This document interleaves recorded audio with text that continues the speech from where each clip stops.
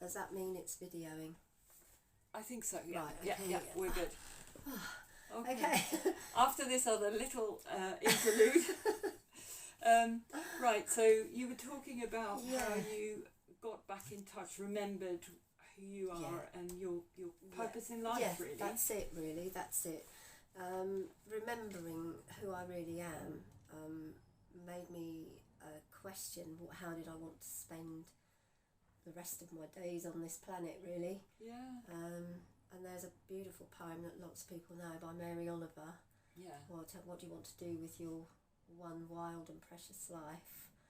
And I read that, and I think that inspired me to actually think. I did go back to work, but I realised I do stick things out quite a long time. Yeah. But I realised after a while that it wasn't me, and I had to think of something else. But I had to wait until I was able to give up work and take retirement, occupational retirement. So after that, I mean, I had a year just kind of shedding some of the junk I'd picked up over the previous 40 odd years or whatever. Yeah. And then we had the lockdown, didn't we? We tried to have a meeting, a group in Newmarket at the beginning of the period in the February, and then we had the lockdown. So this year I thought, this now or never, Joanna. Yes. Having spent a long while reading lots of people who'd inspired me, some people who lived 1,000 years ago and some people that were more recent, and I thought, I've just got to give this a go and start up some sort of shamanic practice. Yeah. Hence the creation of the website and sort of putting myself out there and just seeing who comes. Wonderful. And do you have a particular shamanic style or practice? I mean, what when people come to you, how do you work with them? What do you offer? I've been doing work along these lines for 17 years. Yeah. And I had done a 3-year training with a established organisation, and I'd learnt techniques within that training. Yeah. And I'd adopted a couple that I feel really connected to. And they all come from the Americas. The training, the man that taught me had his training in North America and Mexico, and he'd learnt directly from a woman, a teacher. And so he taught us. We were a group of about 30 people over a 3-year period where we sort of did sit-outs and that sort of thing, learning about how to connect with nature and some traditional techniques of things like soul retrieval, power animal retrieval, being connected to the ancestors, and respect, really, I think, to learn a lot of that, and a lot of inner consultation as well, to find out about ourselves as human, and how to become sacred human, and look at humans' life purpose, really, I suppose, collectively as well as individually, our roles as carers of the planet rather than exploiters, and sharing of power rather than power over, or being conscious of abuse of power, and the roles between who we are with each other. So I suppose the techniques I use have been learnt on that shamanic training. Yeah. You've experienced them yourself and made them your own to be able to use them with other people. But I've sort of adapted things as well, in that I do pick and mix other traditions. So in meditation, I do meditate using the training that we learnt about meditation, about connecting to the earth and the energy centres, and I use feathers for energy work, sort of cleansing and blessing, and energy balancing, because since I've been attuned to Reiki, I use that within the session as well. And one of the practices that I was originally very attracted to was are called limpia, which is a Spanish word for cleanse. And I read about it in a book actually years ago, a book called Woman Who Glows in the Dark. And she describes it, but very briefly, and it really pricked my attention. I wanted to know about it. And it happened that one of the weekends on the shamanic training, we actually learnt about limpia, how to do it, how to, what it feels like.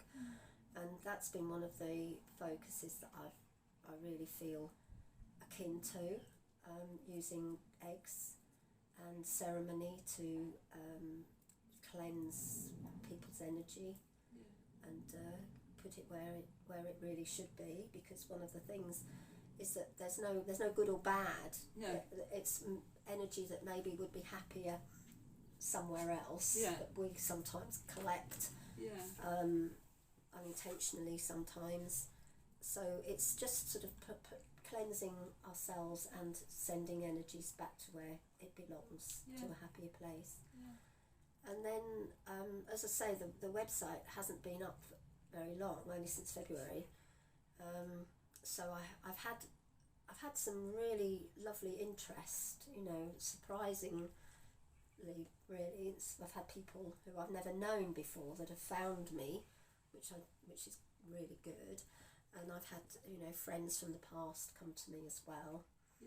And everything really depends on working out with the person who comes where they are at the moment, their own strengths and their experiences of making use of their own meditations or healing practices or what they've done in the past to bring them here, to work out what they're looking for, and if I can actually accompany them at this moment to see whether they can find that inner sense of well-being, really, and balance, wholeness and balance.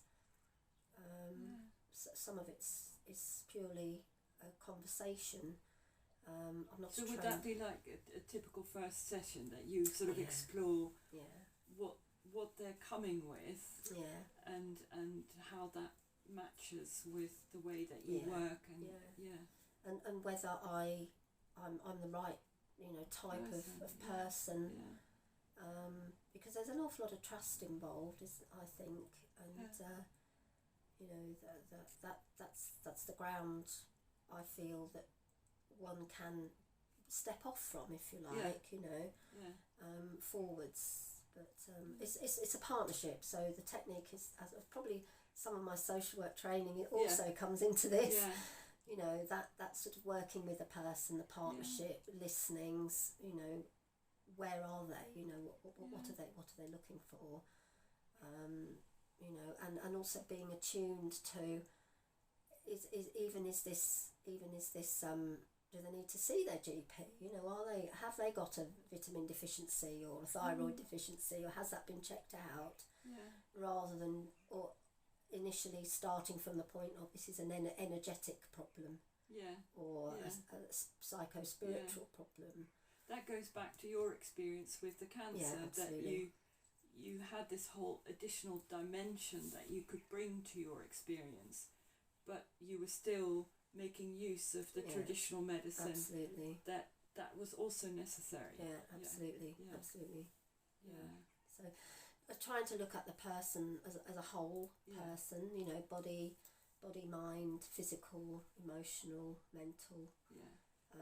Not that I'm anything psychiatry or No. just as a lay person, as a human, exactly. Okay. And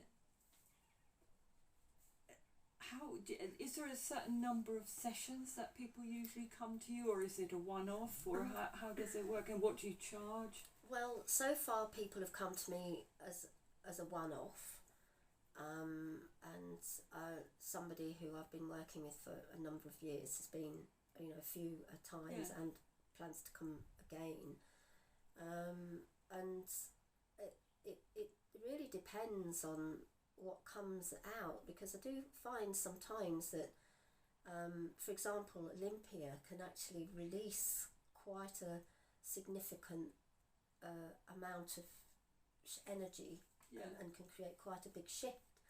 So, and one or two people have just come because it's their birthday, which I found was really interesting. Lovely. You know, so that's a lovely thought. Yeah. And I'm just open to hear what people wanting. I mean, if somebody wants to actually have a shamanic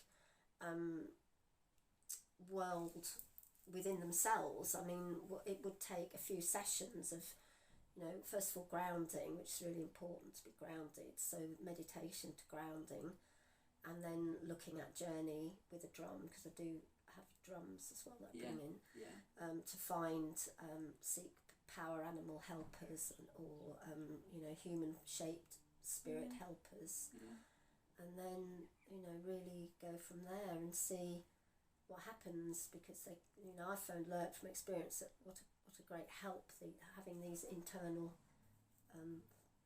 elements or figures or whatever they are can be. So, you know, so yeah, and it's such a broad spectrum of